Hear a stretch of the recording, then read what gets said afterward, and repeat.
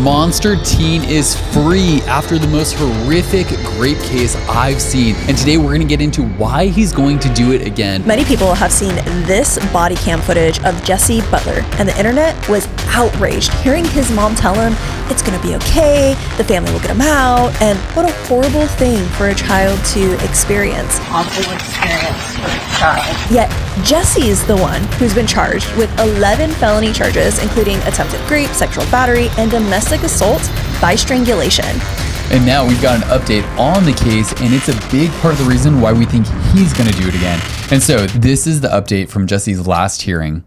Oklahoma teen confronted after avoiding all jail time despite being convicted of raping 2 high school girl students. So Jesse Butler was originally facing a 78-year sentence and now is getting like 0 jail time at all. Yeesh. And that's because he was granted what's called a youthful offender status. But it says that he so badly assaulted one of the girls that she needed surgery on her neck.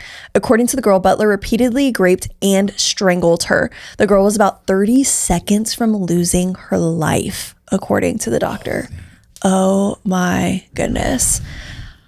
Butler says he was only placed on probation despite the horrific details, avoiding 78 years behind bars. His father was a former football director at Oklahoma State University. Some people are saying that, like, I think it was the judge and his dad that both have like ties with Oklahoma State. And so they're saying that like a little conspiratorial. Yeah, kind of like, oh, is this why he had such a leniency in like his plea deal? But that is horrific. And there's more details than this that we're not going to go over, but like it's even worse than this. Like even one of the comments That's like so disgusting. below is like, and the police found video on his phone of him doing it. Gosh. And like he wanted to save it for himself. Like that's horrific. That is so bad. And he's not getting any jail time because instead of being charged as an adult, they're going to charge him as a minor. But like as a minor, he could still face jail time. It's not like a minor means like no jail time.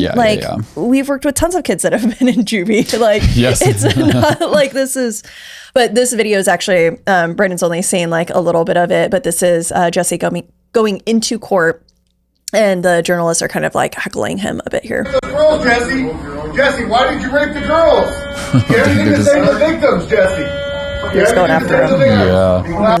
And then this is a picture of that victim that they're talking about who had to have surgery on her neck. And then they even followed him as he left the courthouse as well. Jesse, why did you rape those girls, Jesse? Do you have anything to say to the victims, Jesse? Why did you rape those girls? Yelling Dumb at as him. they say you are, Jesse. Is that why you were adjudicated a juvenile because you're that stupid? You're that dumb, Jesse. Why did you rape the girls? This is not undeserved in the slightest. Like, yeah, if this is the worst that happens to him, like, oh my gosh. But yeah, this is just horrific. And it's horrific because it doesn't feel like justice is happening. Yeah. Like by him being convicted as a minor and not facing like adult charges, it means that like he's never going to have to register as a sex offender. It also means that and one of the reasons behind that is because it's going to be sealed.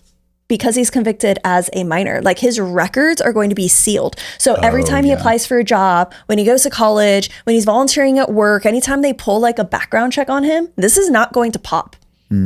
Like it's going to be as if this never happened. Like he has a clean slate moving forward, which is like, so like these girls have to live with this trauma for the rest of their lives and figure out like the healing process in that and go through that journey. And that'll be a lifelong journey. And yet because he's being convicted as a minor, like, he's done. This is insane. And this is like, so as long as he complies with like this year-long like court-ordered rehabilitation program, then he'll be able to walk free. Like if he violates it, I think it's like 10 years that he faces or something like that. But this 1 year of rehabilitation is probation, and aggressive therapy schedule, community service, no social media, and restitution payments, rather than facing those 70 years in prison. Are you kidding me? That's literally like what parents do to their kids. It's like, hey, no social media, you got in trouble. Right. You got to go do yard work, some community service, and no allowance or something. I don't know. You're grounded, like that's literally. That's basically what this is. What he got a grounding. Yeah.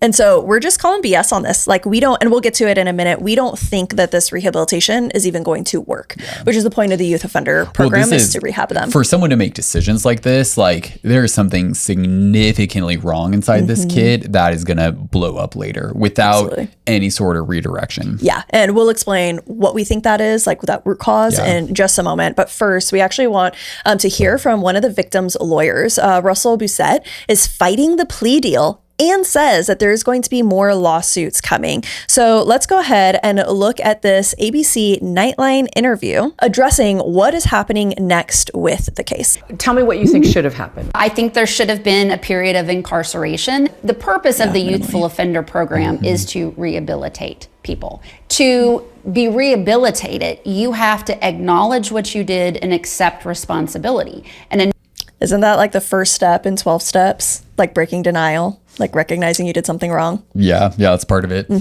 No contest plea in this situation isn't an acknowledgement of what he did. And he certainly hasn't had any real consequences. It's slightly more than grounding. Kate's lawyer. That's exactly she said the same thing. She said the same thing. That's great. Which means that that's actually what this is. Filed a motion yesterday to change the plea deal, arguing in part that her rights were violated during the plea and sentencing process because she did not receive reasonable and timely notice of the specific plea negotiations or the precise terms under consideration.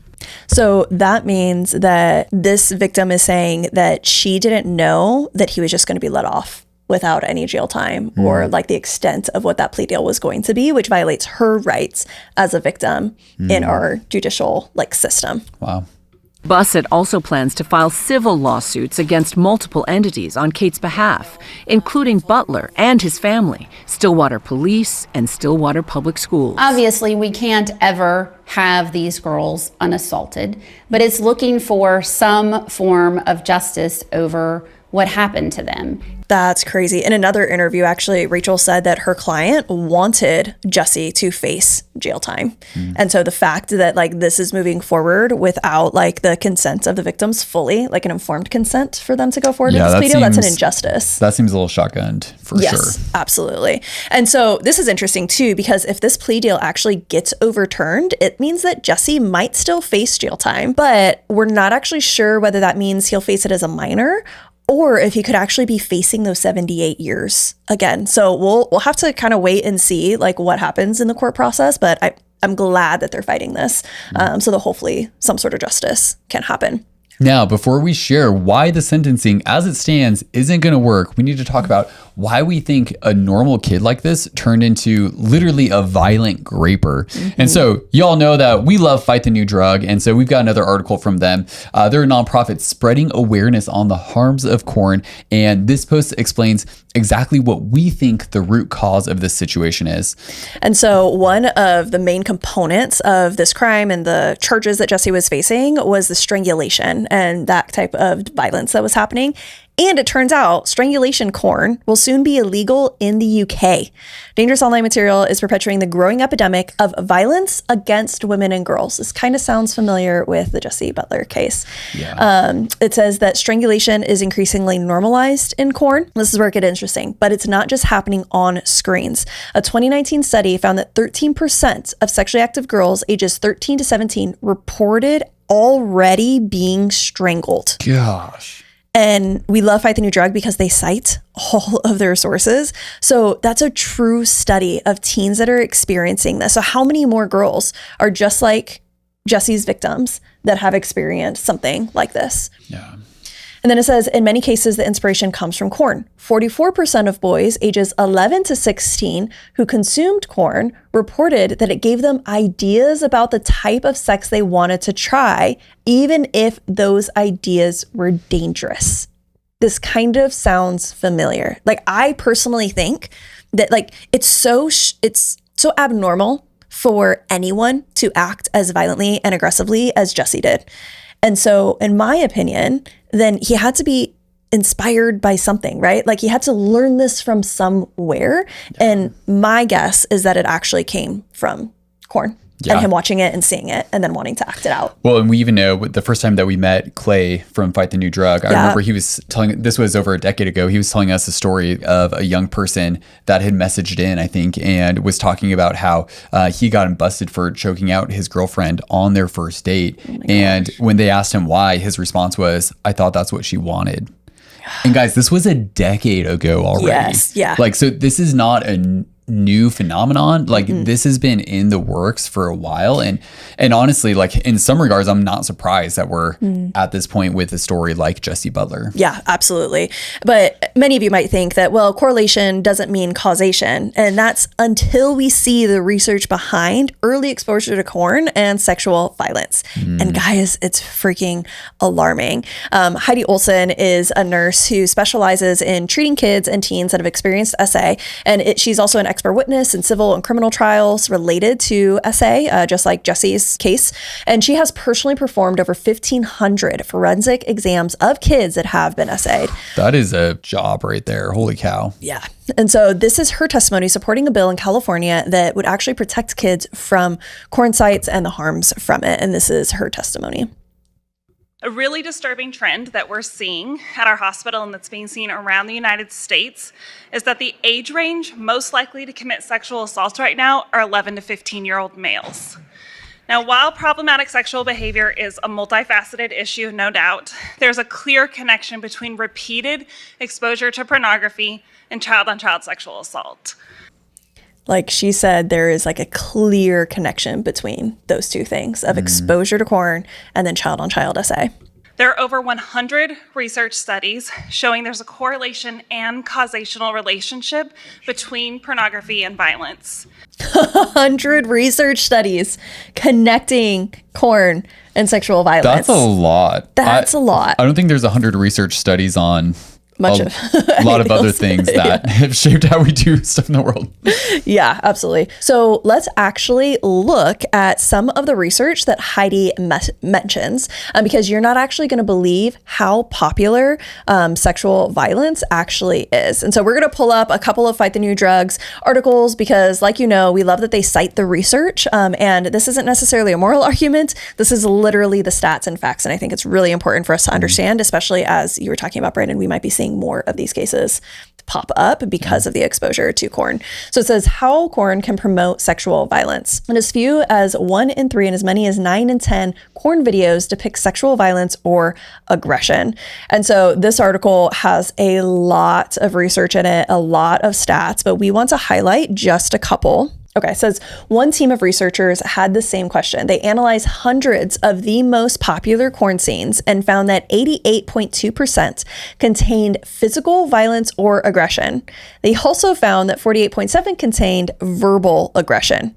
That's like 9 out of 10 porn videos are depicting some sort of sexual like aggression or violence. That's insane. Another study estimated that nearly 40% of videos analyzed on Pornhub contained visible aggression or violence, while 25% contained verbal aggression. And yet another study suggested that 45.1% of Pornhub videos and 35.0% of videos on X videos depicted violence or aggression. Like they're just like repeating themselves, right? And they're naming stat after stat after study after study. And it says, as each of these studies agreed, women were almost always the targets. It says, even by the lowest estimate, that means that more than 1 in every 3 porn videos depict sexual violence or aggression. In fact, according to a study that analyzed porn titles alone, just the titles, not even what's in them, 1 out of every 8 titles suggested to first-time users on porn sites described as acts of sexual violence. Guys, and like to clarify too, again, like this is not morals. This is not opinions. This is research. This isn't anything about like ideology. This is literally just straight what corn is producing. Absolutely. And what's interesting to me about this is that this is where we're at, that this is what the demand is. Of what people want to see in corn. Like people that view corn regularly, this is at the point where most people that view corn to some extent want to see things like this. Yeah, or it's escalating to that. In one of our previous videos, we talked about Right. the escalation of the addiction. And so each of these little numbers is the actual study that's being cited for this. And so further down, it talks about in 2016, a team of leading researchers performed a meta-analysis, which means it's basically taking a bunch of studies and it's looking at all the studies that are like focused on one specific topic. It says performed a meta-analysis of quality studies on the connection between corn and sexual violence. After analyzing relevant studies on the topic, they concluded that the research left little doubt that on the average, individuals who consume corn more frequently are more likely to hold attitudes conducive to sexual aggression and engage in actual acts of sexual aggression. Like, this is the study. This is not like, well, like correlation doesn't mean causation. It sounds like causation to me. And it sounds like the research proves it. And looking at Jesse Butler, looking at his age, looking at the stats of average age of exposure to corn, like all that stuff, I would say that this is probably part of his problem. Yeah. If it's not part of his problem, he's literally a psychopath. Yes. Yeah. No, for sure. For sure. And so we also know that more than 4 in 5 children and young people said that seeing corn online affected their expectations around sex by 82%, so that's 82%, while nearly 3/4, so 73% of them said that it affected their behaviors towards one another. So it's just like one statistic, one research study after another is just showing this connection, which is absolutely horrific. But it doesn't stop there. There is actually some research specifically around strangulation. It says, what is inspiring teens to try strangulation during sex? It says, among the study's respondents, 13% of sexually active girls ages 14 to 17 reported already having been strangled during sex. Dang. So that's insane. And then it drops down here. It says, according to a recent study published by Debbie Herbenick, professor in sex researcher at the Indiana University of Public Health, about 25% of women in the U.S. report feeling scared during sex. That's really sad. Among 347 respondents, that's like a really large group of people, 23 described feeling scared because their partner had attempted to strangle them unexpectedly. And then it repeats that 13% of sexually active girls ages 14 to 17 reported already having been strangled. That's so crazy that this is like something that you typically would fight back at has gone so normalized. It's become erotic. It's gone sexualized. Yeah. It says, while strangulation could possibly happen between partners, they explain that this is separate from the concerning trend seen among teens and women of all ages. Dan Savage, a sex columnist and colleague of Herbenick, said kids consume and learn such violent sexual acts from corn and come to believe that's what their partners want, rather than learning that what they see in corn might not resemble real life. Their mindsets are, I don't want to do that, but that's what I have to do because that's what she expects from me. That is so sad. That's like the sex ed nowadays. And we're like horrified by the situation with Jesse. And yet maybe I would argue this is part of the problem. But before we get into why we don't think this court-imposed rehabilitation will work, we've actually heard many argue that as long as things are consensual, like it's fair play, whatever can happen as long as it's consensual. But we actually found out as we were prepping for this that there are court rulings that made consensual sexual strangulation illegal. So Casey Gwynn wrote this article for Fight the New Drug, and he is the president of Hope International and former city attorney of San Diego. And he's literally written hundreds of articles on domestic violence and sexual violence and strangulation assaults. This article is titled, "What are the risks of choking a partner during sex?"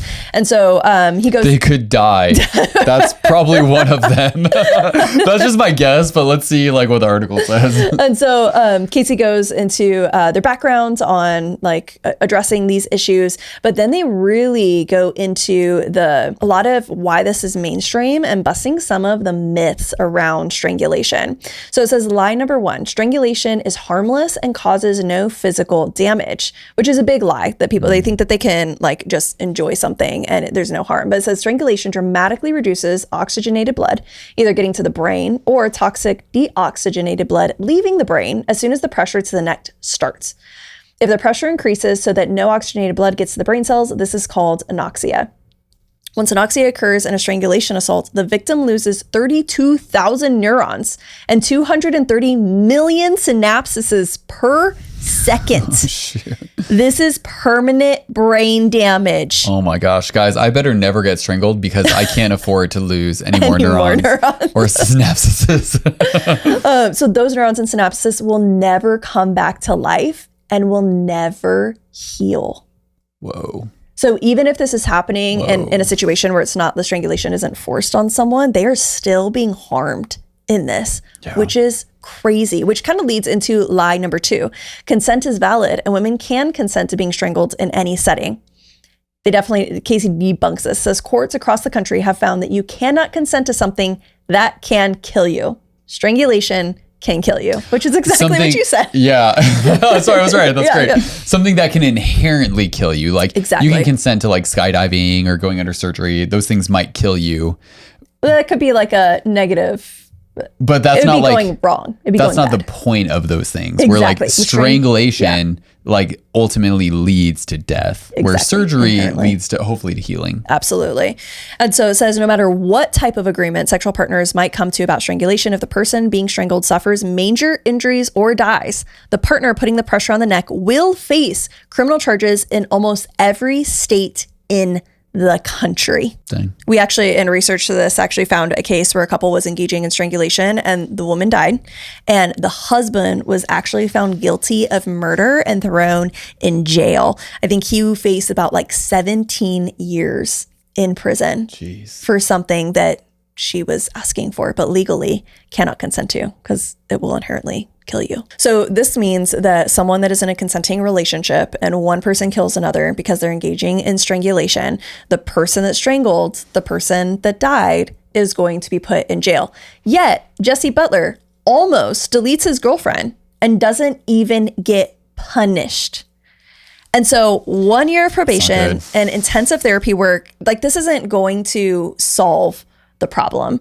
And we think part of the problem is rooted in corn. We think it's rooted in like corn addiction and compulsion. I think that Jesse fits into these statistics of young people that have watched this stuff and been taken down a road of sexual violence and corn that they never wanted to go down, but then compulsively engage in it and then want to act it out. And yet we know a lot about recovery from like corn addiction and sexual addictions. And because of what we know, we don't think that this year of probation where he gets an aggressive therapy like thing is going to work in the slightest. He's that like, there's a guy named Patrick Carnes that pioneered sex addiction as a thing. And he talks about there being about three different levels that people move through in addiction. And the first one is a fantasy type of space. The second one is where they start interacting with others. And the third one is when it starts turning to like harm and violence.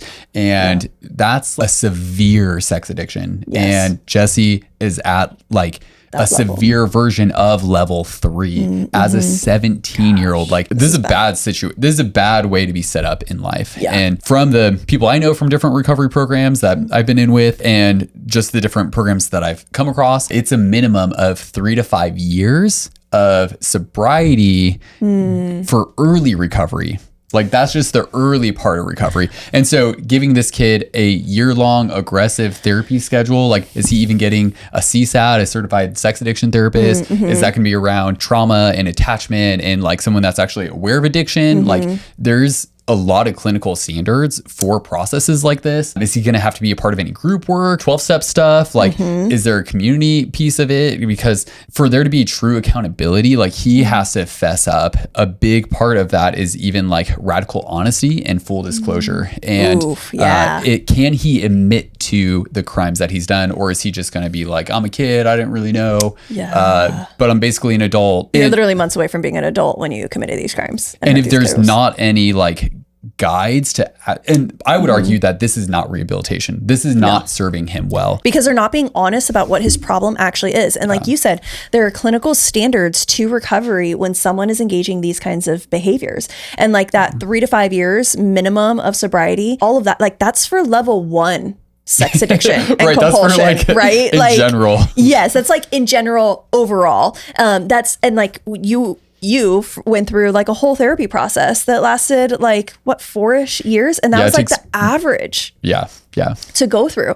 And like yours was not level 3, like yours is not hurting people, like you're just like a regular person, you know. Right. Like, and so yeah, I think it's really important for people to understand the nature of this kind of addiction and then the clinical standards for rehabilitation, true rehabilitation for something like this. Because the reality is, like, even though I never progressed to level 3 and many people don't, you never know when someone just gives way to the addiction and doesn't have any regard to try and stop it. They're not in control anymore. And the addiction will take, I've seen people, I've had friends, I knew them before they got to that point. Some I knew after they got to that point where their addiction took them so much further than they expected to go. And that's where I think there's such an important piece. Like, this is so unjust because the first thing that needs to happen is containment. Harm needs to be contained, and letting this kid just not have consequences and be free from jail time is not containment. No, well, and it's like, you're not going to get any social media, but can you go on corn sites? Can you search whatever you want? Like, is social media really his problem right now? I'm not sure. And obviously social media has a whole ton of like corn issues, and that's like, so it's not saying that that's not there, but like, I'm not sure that that's actually solving the problem. And so in my mind, we need a justice system that understands the root causes of sexual violence in the modern world. And if we don't, like, we're not going to be able to rehab the people that can be rehabbed, and the victims will never actually get justice in these situations. And so if we're right that this originates from a corn addiction, then this also means that this kind of thing can be preventable. Like, this didn't need to happen. The trend of sexual violence has only increased in mainstream corn, and real life sexual violence, especially among teens, has also increased. So if you want to learn more or are struggling with a corn situation yourself and want some resources, some help to not end up like Jesse Butler, we've got some for you. Again, no shame wherever you are in your journey with that. And so on our demand prevention page,